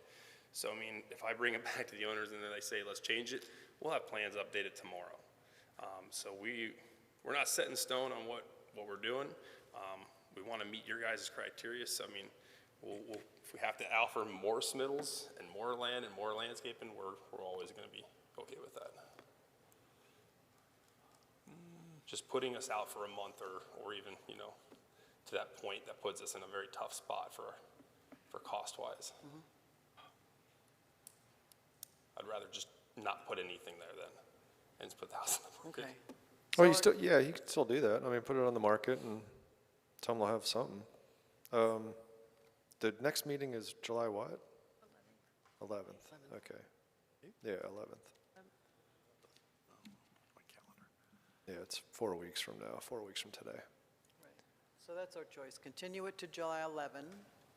Or August. Is it even possible for us to approve a driveway? But it doesn't feel right, though, to approve a driveway and not know specifically what we're approving. No, I mean, we just don't do that, Yeah. and we need It more doesn't help us. landscape Yeah, okay. information. So our best bet really is to just continue it to July 11th to get the landscape plans in, to give you a chance to talk to the owners and say, this is just way too much cement. How Work with can we- Jessica, get the plans, and, you know, you could probably show it to a potential buyer and say, you know, these are our plans. Especially Is there with the just- landscape plan, yeah. Just from my knowledge, is there a restriction on the amount of concrete surface I'm allowed to have? Is there a restriction on? Nothing 'cause in I the mean, guidelines, no. Yeah, there's no guidelines on the amount of cement. Well, so there's guidelines, the guideline says don't do this at all, if you want to. I'm just asking, I'm curious, yeah. Right, that's it. Okay. Just don't have it. Well, I mean, as I said, we're just trying to figure out what we can do to make it work and still, because right now it's a safety hazard. I mean, we've had some really bad incidents with people back there, so we got to clean it up and get it done with, so.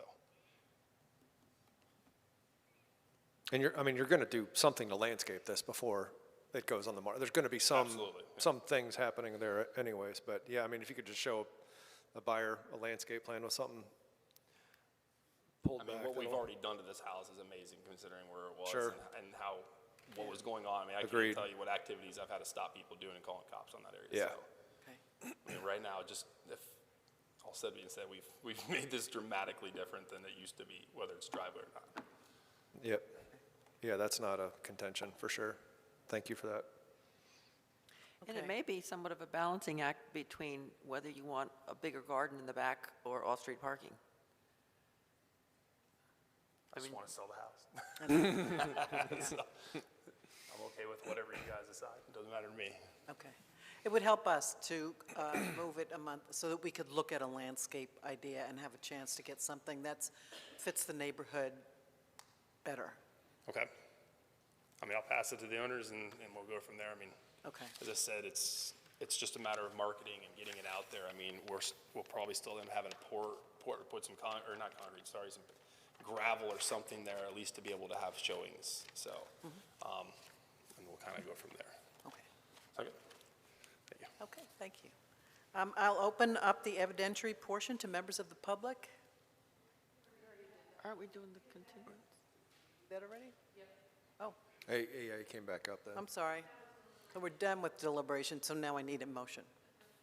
Continuing. And the motion would be to continue until July 11th meeting. A second? All in favor? Aye. Motion passes.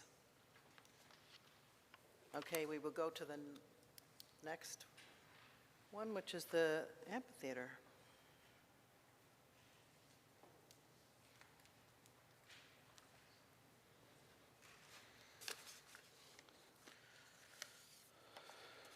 Nineteen 41 Amphitheater Drive. Greenfield Lake Park was designated a local landmark in 2011. All revisions to the park and its structures are subject to design review.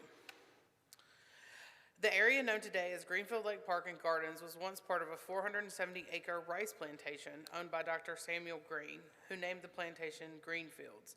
After purchasing the property in 1730, Dr. Green dammed a swampy portion of the land and a creek to form a small pond with an operating grist mill.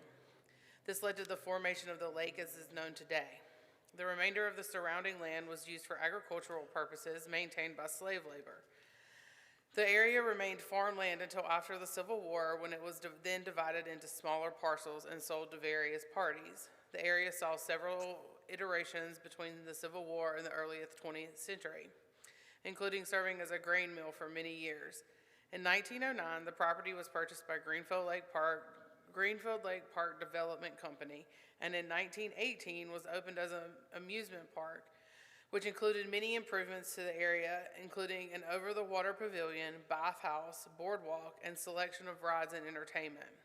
The amusement park proved unsuccessful and was sold a short time later. A second attempt to create an amusement park failed and left the area in disrepair. By 1925, the Wilmington Cirrhosis Club led a campaign to revitalize the land, hoping to create a public park. The female-led club engrossed themselves in improving the area, removing barbed wire fencing, pruning existing plants, planting new plants, adding walkways, and electric lights. In 1925, after a campaign led by the same club, the City of Wilmington purchased the land and created a public park accessible to all the residents of Wilmington. Several civic organizations chipped in on the effort to beautify the park, and a significant number of new plantings were added. 1938 brought further improvements to the park through the Federal Works Progress Administration grant that would allow the completion of a 5-mile drive around the park, as well as maintenance and further cleaning up of plants and natural areas. Community efforts to maintain and beautify the park continued for over a decade. In 1948, the park became the first site of the Azalea Festival in Wilmington. An open-air amphitheater was constructed on the western side of the lake in 1962. The amphitheater's seating was a cooperative effort between the Wilmington Rotary Club and the City of Wilmington. It included benches salvaged from the Lost Colony Theater in Mania and saw its first opening show of Summer Fair in June of 1962. In 2008, the amphitheater saw a complete renovation and is today known as the Hugh Morton Amphitheater. Renovations and upgrades to the amphitheater included new seating, stage lighting, restrooms, dressing rooms, concession areas, ADA accessibility, and a new band shell that would provide higher quality sound projection and elemental cover for the performers. The applicant proposes to remove an existing chain link fence and shrubs and install a new horizontal board fence in the area shown here in yellow. And the image to the upper left is just to give you a sense of where we are, key plan. The existing Azalea Festival Queen plaques will be relocated, and a 2,677 square feet of a synthetic lawn will be installed in a new fenced-in area, as well as a 1,050 square foot concrete pad.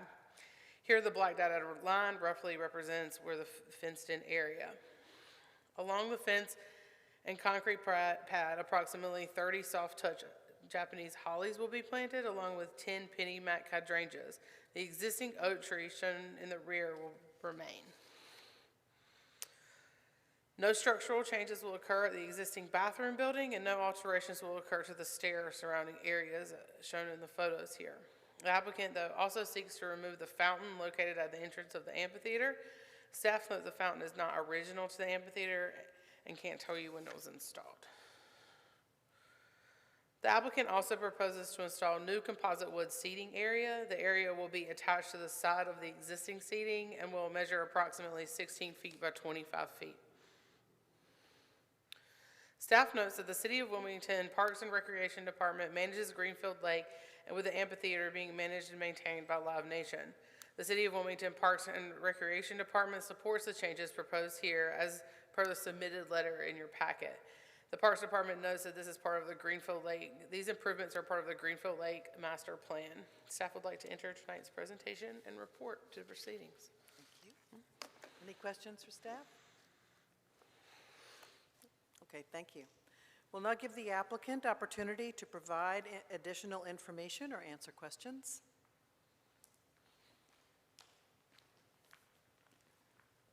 Good evening. My name is Ryan Belcher. I'm the general manager for Live Nation, and my address is 10 Cowan Street. My name is Dan Massey. My address is 226 White Oak Drive. Any questions? Happy to answer any questions. The need for 8-foot fence as opposed to a shorter fence, I guess is. It's an 8-foot fence there now, chain link, and. Oh, is it really that tall? Okay. Correct, and for safety reasons for people jumping the fence. Yep. It's much tougher. Okay.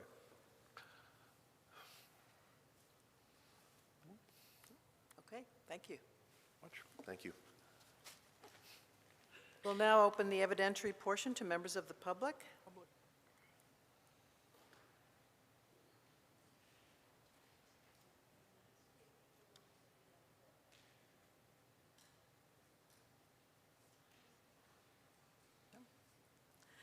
Okay, we'll close the evidentiary portion and move to commissioner deliberation. I'm kind of always happy to see chain link bite the dust, Yeah. so, This is much nicer looking. yeah. Okay, then, could I have a motion? Motion, I approve the exterior alterations, including landscaping, details shown on the drawings, plans, photographs, submittals, and narrative statement contained in the application and submittal materials, and statements made at this meeting are part of this request unless otherwise noted. The motion is based on the evidence presented before us, the application submittals, testimony, staff report, including findings of fact. The following conditions shall be applied to ensure compliance with the design standards set forth in the staff report 1 through 8. The proposed request does comply with the Wilmington Design Standards for Historic Districts and Landmarks, is compatible with materials, features, design, context, and character of the historic building and the historic district in which it is located, and is congruous with the site, streetscape, and historic aspects of local landmark Greenfield Lake. Applicable design standards, 1.6, Secretary of the Interior standards, standards 1 through 10, 2.1 landscaping, standards 1 through 10, 2.3 fences and walls, standards 4 through 11. Second. All in favor? Aye. Motion passes. We will now move on to agenda item number 8, which is 415 North 7th.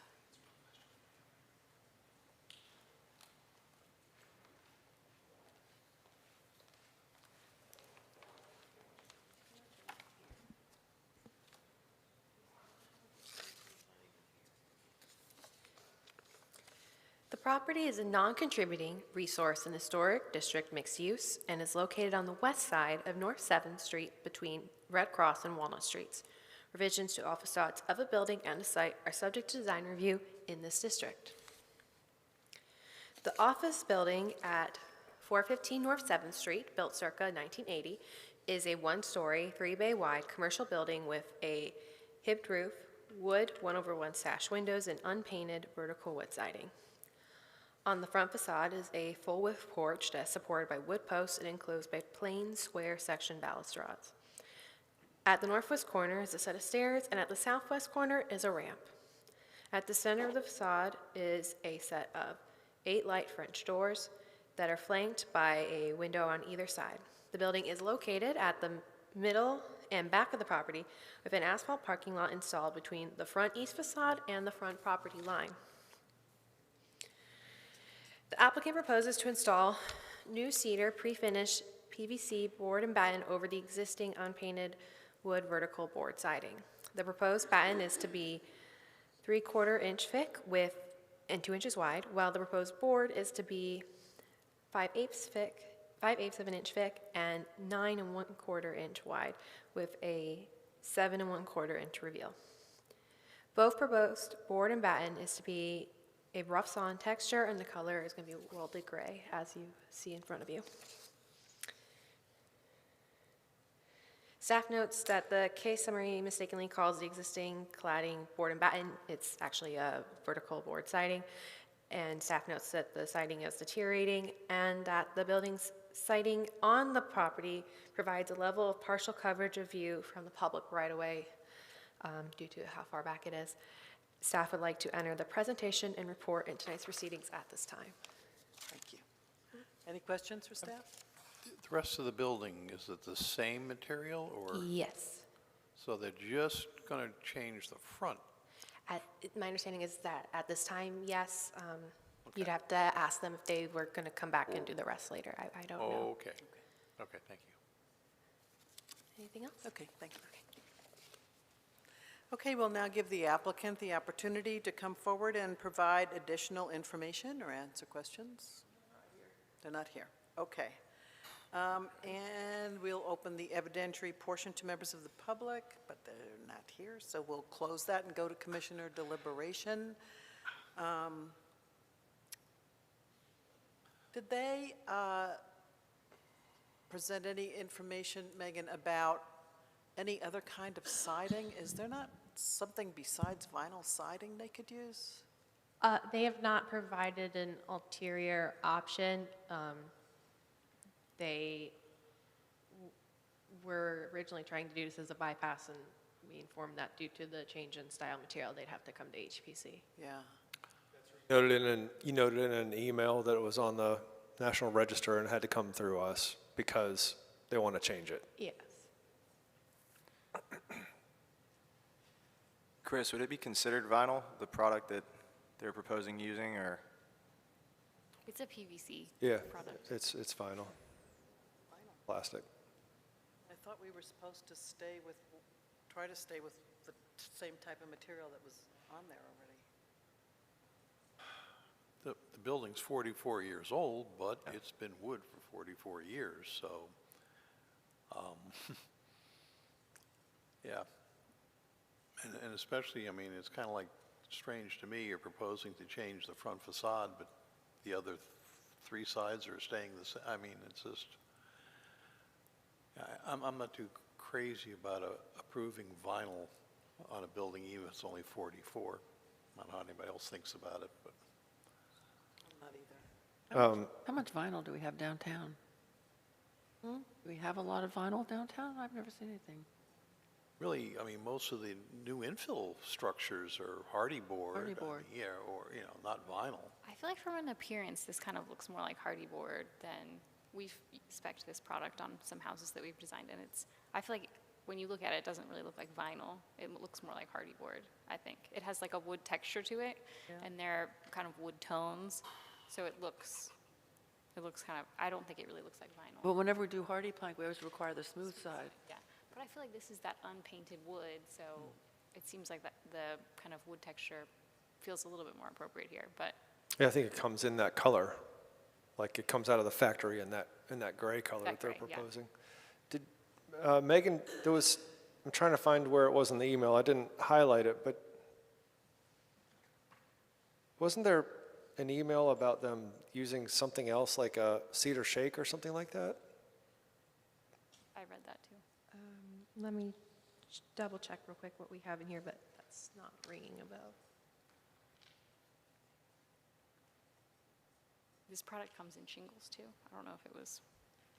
No, it said, April 17th from the applicant, do I need to submit another COA application in order to install gray shakes on the front of our building? Where does that fit with the, Sorry, I'm trying to locate that email just so I'm on the same page as you. yeah, I'm just wondering where that fits with the evolution of these emails and this application. But I also hear what Ally's saying about, it looks like it's a different kind of, I mean, I've never seen it, but she specified it, but it has a nice appearance to it. So I don't know if they were open to a whole wide range of. I'm sorry, can you tell me the date again? I'm just trying to April locate the email. 17th? April 17th?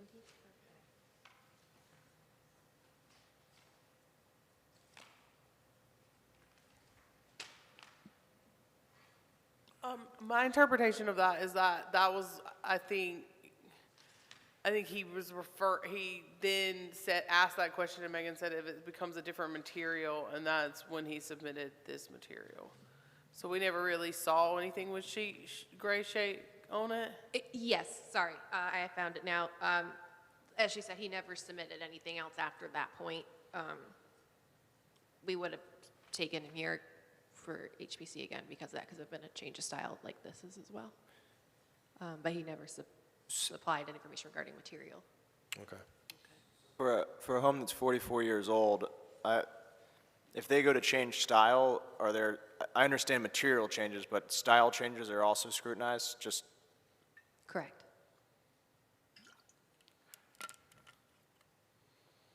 It was built in 1980, is that right? Yes. Okay. Ish. Are you saying that the style that with the vinyl is more congruent with what's on No, there, I'm not or- saying that. I'm just saying it's 44 years old, so there's not a ton of historical character to the existing structure. And obviously going back in wood would be ideal, but does it have to match the exact wood that was there? Or, because what they proposed is a more is a more expensive finish than wood, honestly, but it's a more durable finish. I'm sure that's why they're proposing it, but it's not a matter of cost, if that makes sense. Yeah.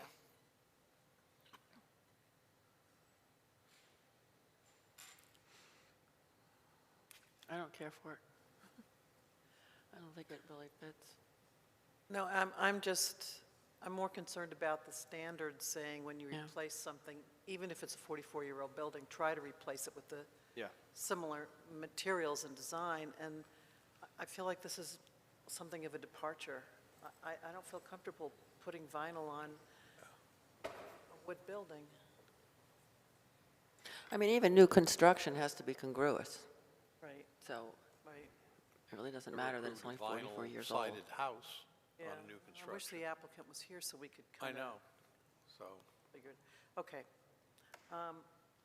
I think enough of us are not comfortable with it that we should probably Deny it. deny it. I move to deny the exterior alterations to siding. Details are shown in the drawings, plans, photographs, submittals, and narrative statement, contact in the application, and supplemental materials and statements made at this meeting are part of this request unless otherwise noted. This motion is based on the evidence presented before us, the application submittals, testimony, staff report, including the findings of fact.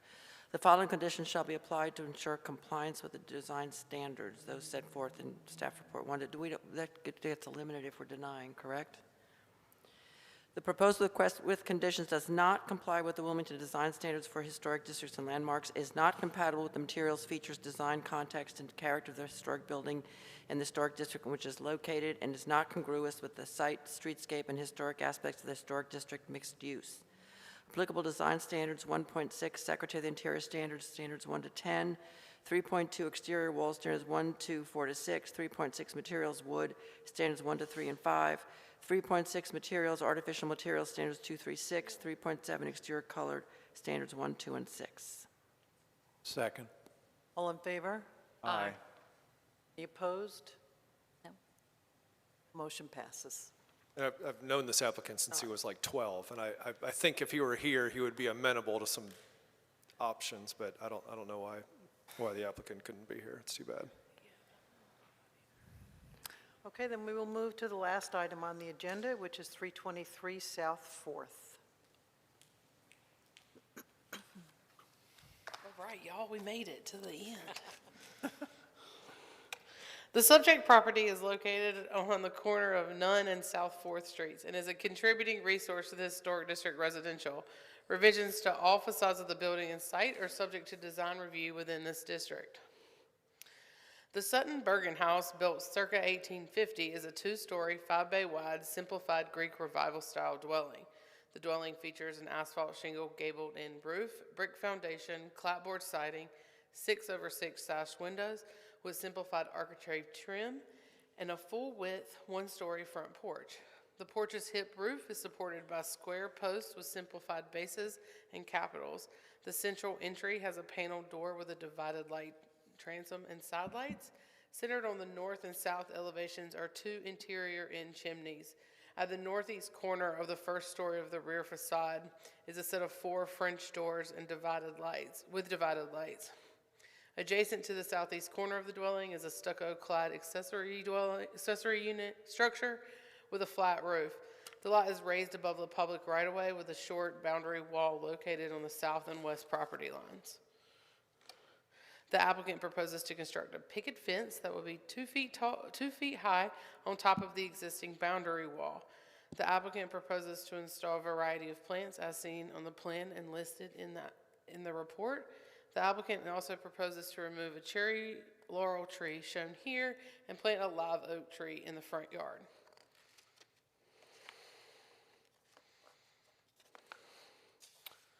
Staff notes that much of the subject property is visible from the public right-of-way, and that notes that there are a variety of fences along the 300 block of South 4th Street, and would like to enter the report in tonight's presentation and proceedings. Thank you. Any questions for Yeah, staff? the fence is wood? Correct. Okay. It'll be a picket fence, similar to the image The shown one that was, yeah, okay. there. Yeah, it has a little scallop edge. And one technical question, do we have purview over the pavilion area where they're going to put the Asian jasmine? I'm sorry, over what? on the pavilion, or they're going to plant Asian jasmine. I thought at one time we really didn't have purview on the cityscape there. Oh, I mean, they can plant whatever they want there, but they just have to, they come in with the understanding that if the city needs to get in there and tear something up, the city's gonna get Right. in there and tear something up. But we, You mean plaza, The right? plaza area? Plaza, yeah. Yeah, as long as it's not a tree. And even then, we still allow tree plantings, but again, if the city needs to access that space, they well- will tear up your plants. no, I just want to make, I didn't, somewhere, someplace I heard that we really didn't have control over that, so. Can you plant corn there? If that's what you wanna do, Chris, Okay. I'm not gonna stop All you. right. I'm thinking about it. I'm thinking about it. Okay. Didn't we see this last month? And Yeah, they wanted came in to and put the they've driveway in the modified, front? they came in with the driveway, which was, a tied vote, and so they've come back and removed the driveway portion and added some landscaping and the removal of the tree, one Are- tree. Are they gonna put a driveway on the side? You'd have to ask the applicant Okay, that question. all right, all right. Okay. Glad they're not putting it in the front. Thank you. Yep. Okay, now we'll give the applicant an opportunity to answer all those questions.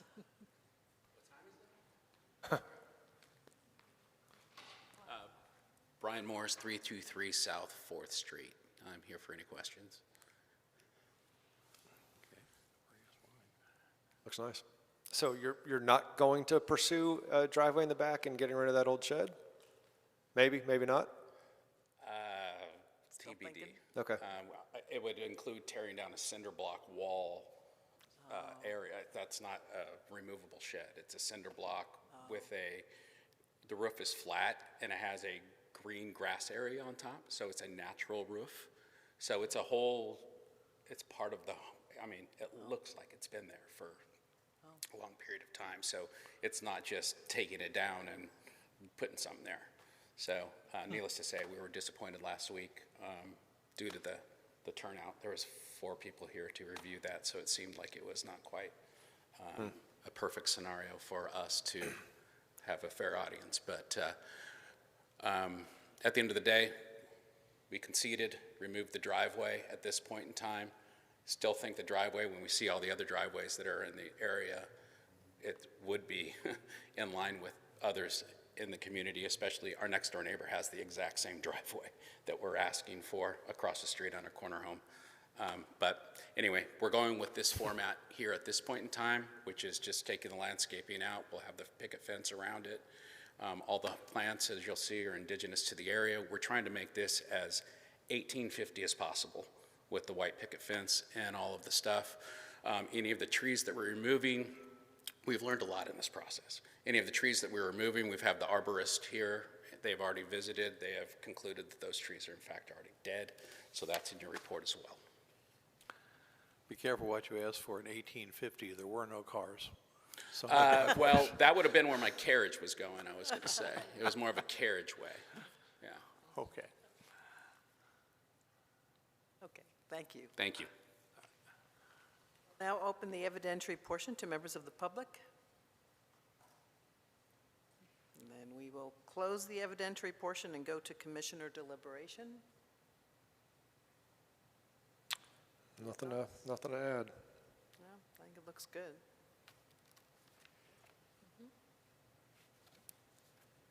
I move to approve with conditions the construction of a fence on a corner lot and landscaping details as shown on the drawings, plans, photographs, submittals, and narrative statements contained in the application and supplemental materials and statements made at this meeting are part of the request unless otherwise noted. The proposed request with conditions does comply with the Wilmington Design Standards for historic districts and landmarks, is compatible with the materials, features, design, context, and characters of the historic building and the historic district in which it is located, and is congruous with the site, streetscape, and historic aspects of the historic district residential. Applicable design standards 1.6, standards 1 through 5, 2.1, standards 1 through 10, 2.2, standards 1 through 7, 8, 2.3, standards 1 through 9, and 11. Second. All in favor? Aye. Any opposed? Motion passes.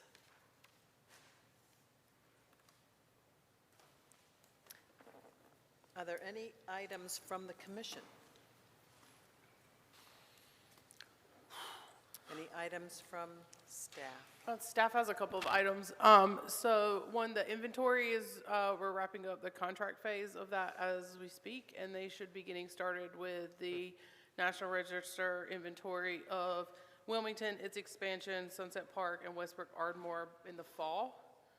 And then I just would like to inform the commission that tomorrow is my last day with the city of Wilmington. I appreciate all that you guys do for the city of Wilmington, and I look forward to seeing you all continue your excellent work. So thank you. Thank you. Thank you, we'll miss you. Yeah, we really will. Thank you, Jessica. Can you tell us, is there, what the plan is for an interim planner?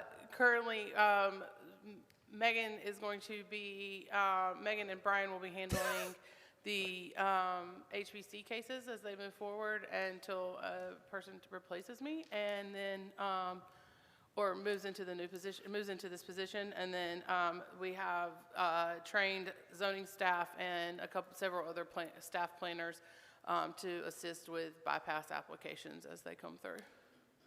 So next month, it would be Megan that's presenting all of them, like? Megan and Brian are going to sort that one out. And Brian also. Yeah. Yeah, I got the short straw, so you got me. I mean, next month's looking pretty short, so he may not need to. In all seriousness, I do want to thank Ms. Baldwin for all her hard work, and I do wish her well. Yep, agreed. Too. Okay, with that, I make a motion to adjourn the meeting. Second. All in favor? Aye.